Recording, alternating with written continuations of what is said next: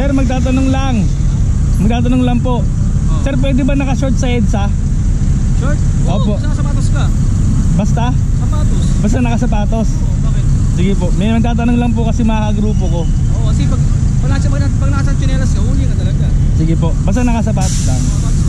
Sige po, salamat po. Visor down!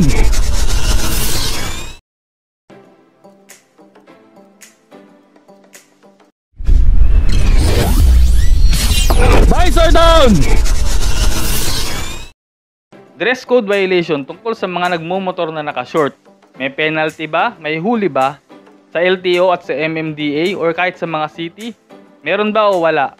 Intro. Bossing, magtatanong lang po sana ako. Chip! Magtatanong lang sana ako. Magtatanong lang sana. Alam eh. Sige po. Traffic Enforcement 3. Kuya Bobby. Yan, so, pero bago yan, disclaimer lang pala, no?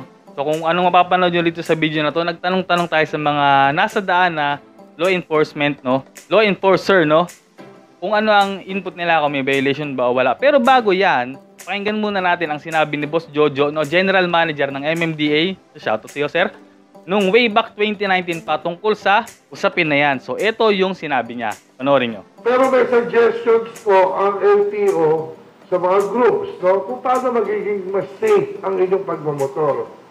Nakalagay po dito, protective devices shall include helmet, goggles, leather boots, and protective clothing such as heavy pants, heavy jackets, leather gloves, and rain suit. No? Ito po yung suggestion lang. Kasi nga naman, kung naka-shorts ka, babaksa ka, talagang walang protection yung skin nyo, masusugatan kayo. No? Para sa inyo yan. Mainit po ang makina ng motor, tabucho dyan, kung hindi kayo nakamedyas or what, mapapasok po kayo at pwedeng mag-cause ng accident. Pero ang inuhuli lang is yung nakasinelas, nakapaa, and hindi naka-helmet.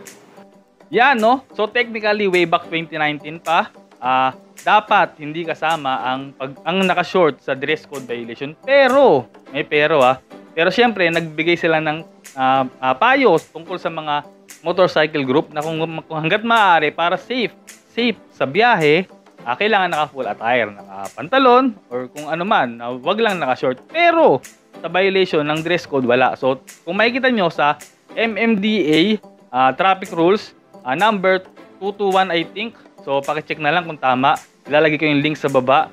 Nakalagay doon ang dress code ay for sleepers, para sa nagmamaneho.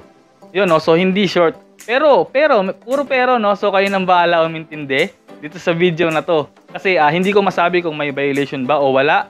Ang ginawa ko, para makasigurado na lang, so tayo na lang mag-adjust, no? Tayo na lang mag-adjust. Para makasigurado, nagtanong-tanong ako sa daan ng mga enforcer kung ano ang input nila. So ito yung video ng aking pagtatanong. So disclaimer lang pala ulit. Nagtanong-tanong ako, no, para makasigurado lang tayo. So maiwasan na lang natin kung naka-short man tayo, maiwasan na lang natin dumaan sa mga lugar na napagtanungan ko na may violation, at doon na lang tayo dumaan sa mga walang violation. Pero para safety, nagpayo naman sila way back 2019 pa na kumplituhin ng attire para safety, no. So alam nyo naman sa channel natin, pinopromote natin ang safety at mga traffic rules. So ito yung aking pagtatanong. So kung hanggang dito umabot ka, maraming salamat, no. Please like and subscribe sa ating YouTube channel para maging updated ka sa mga violation, sa mga usap-usapan. So ito na, no, umpisahan na natin yung pagtatanong. Maraming salamat. Haha. Chief, good morning. Magtatanong lang sana ako. Yung short ba kasama sa dress code na inuhuli natin? Short? Oo, pag naka-short nagmamano. Hindi. Wala. Sa EDSA. Huli. Thank you po. Huli ka. Sige. Magkano ka, mag-shorts ka, at least nakasapatos. Salamat po. Huwag naman yung nakashorts. Magkano? Nakasinelas. Magkano po violation sa sa Makati, sir? Wala pa sa Makati. Sige po. Nasa nanguhuli yan. Sige po. Salamat po. Walang problema yung mga Sige po. Salamat po. Sir, good afternoon po. Magtatanong lang sana. Yung short po ba kasama sa dress code, sir? Magkano po kaya violation nun, sir? Wala po yan. Salamat po. Salamat po. Boss, tanong lang. Pag naka-short po ba may dress code violation? Sa Pasig mayroon, pero hindi na kami may good dyan. Salamat po. Pero sa MMDA lang ang ano. Ang manguhuli. Oo. Sige po. Sir, thank you po. Boss, good evening. Tanong lang. Kapag ka ba yung short kasama sa dress code violation? Ano po?